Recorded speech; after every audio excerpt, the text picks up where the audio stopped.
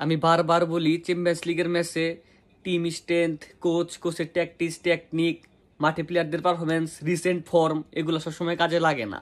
সব থেকে বেশি কাজে লাগে চ্যাম্পিয়ন্স লিগের ম্যাচে এক্সপিরিয়েন্স এবং ক্লাবের হেরিটেজ। সেটার সব থেকে জলজন্ত প্রমাণ কে? সেটা হচ্ছে ডটমুন্ড। এই ডটমুন্ড টিম বার্সেলোনার সাথে কম্পেয়ার আপনি কী দিয়ে করতে পারবেন? টিম পারফরমেন্স, কোচের ফিলোসফি অথবা প্লেয়ার, কোনো দিক থেকে আপনি রিসেন্ট ফর্ম, কোনো দিক থেকে আপনি কম্পেয়ার করতে পারবেন? কোনো দিক থেকে পসিবল না। তারপরেও এই ডটমুন্ড টিম বার্সেলোনাকে নাকাঞ্চি বানিয়ে খাওয়াইছে। ইভেন যদি 4 গোল দিয়ে কামব্যাক করে যেত ডটমুন্ড, তারপর অবাক হইতাম না যে দুর্দান্ত ফুটবলটা খেলছে।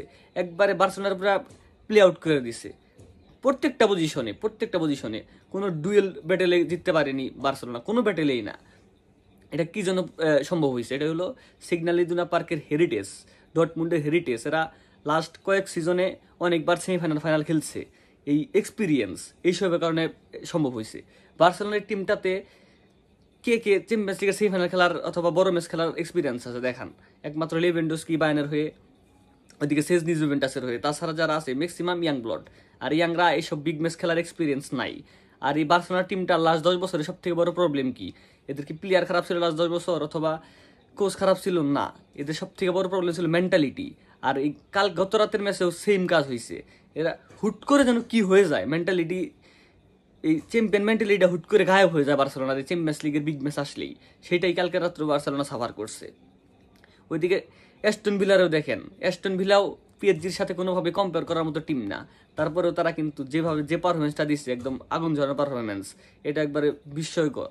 চ্যাম্পিয়ন্স লিগ মানে আসলে অদ্ভুতরে কিছু ঘটবে, কিছু একটা হবে অদ্ভুতরে, এইটাই। সব কিছু আপনি আন্দাজ করতে পারবেন না চ্যাম্পিয়ন্স লিগের ম্যাচে। আপনি যা চিন্তা করবেন, আপনি যা ভাইবা রাখবেন, তার উল্টো হবে। এটাই হচ্ছে চ্যাম্পিয়ন্স লিগ নাইটের সব থেকে বড় ম্যাজিক। বার্সেলোনার আসলে প্রিপেয়ার্ড হওয়া দরকার। কালকে বার্সেলোনাকে ডটমুন্ড সতর্ক করে দিচ্ছে যে সবসময় চ্যাম্পিয়ন্স লিগের ম্যাচ মানে আপনার সবসময় 100% রেডি থাকতে হবে। 95% অথবা 99% রেডি হয়ে যদি আপনি চ্যাম্পিয়ন্স লিগের ম্যাচে নামেন, তাহলে আপনি যে কোনো সময় যে কোনো দুর্ঘটনার সম্মুখীন হতে পারেন। চ্যাম্পিয়ন্স লিগ অন্য লেভেলের খেলা। চ্যাম্পিয়ন্স লিগ আপনার 100% যদি আপনি রেডি না থাকেন, তাহলে আপনি যে কোনো সময় এই স্টেজ থেকে আউট হয়ে যেতে পারেন, এই টুর্নামেন্ট থেকে আউট হয়ে যেতে পারেন। এটা হলো চ্যাম্পিয়ন্স লিগের সব থেকে বড় ব্যাপার। চ্যাম্পিয়ন্স লিগের লেভেলটা অন্যরকম। এখানে আসলে টিম পারফরমেন্স, আপনার রিসেন্ট ফর্মগুলো কোনো কাজেই লাগে না। কাজে লাগে হেরিটেজ, কাজে লাগে আপনার এক্সপিরিয়েন্স। এটা বুঝতে হবে। এই হ্যান্সি ফ্লেকের এক্সপিরিয়েন্সটা আছে। এবং আপনি একটাবার চিন্তা করেন, কালকে বার্সেলোনা প্লেয়ারদের টায়ার্ডনেস আপনি একটা ইস্যু দাঁড় করাতে পারেন যে বার্সেলোনা প্লেয়ার টায়ার্ড। বার্সেলোনার প্লেয়াররা যে পরিমাণ ম্যাচ খেলতেছে, ডটমুন্ডের প্লেয়াররা কিন্তু সেম পরিমাণ ম্যাচ খেলতেছে।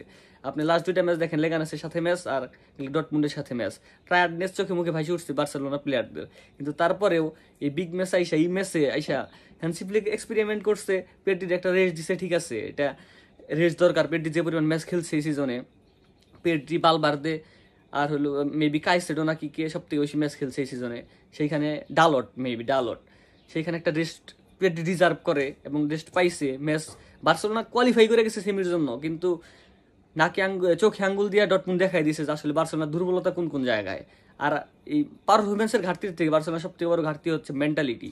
এই মেন্টালিটি চেঞ্জ করতে হবে, না হলে ইন্টার মিলান, আপনি, আমার কথা আপনার ভালো না লাগতে পারে, কিন্তু ইন্টার মিলান যদি সেমিফাইনালে বার্সেলোনার প্রতিপক্ষ হয়, বার্সেলোনার যদি সামান্য একটু ঘাটতি থাকে, ইন্টার মিলান হারানো টাফ হবে।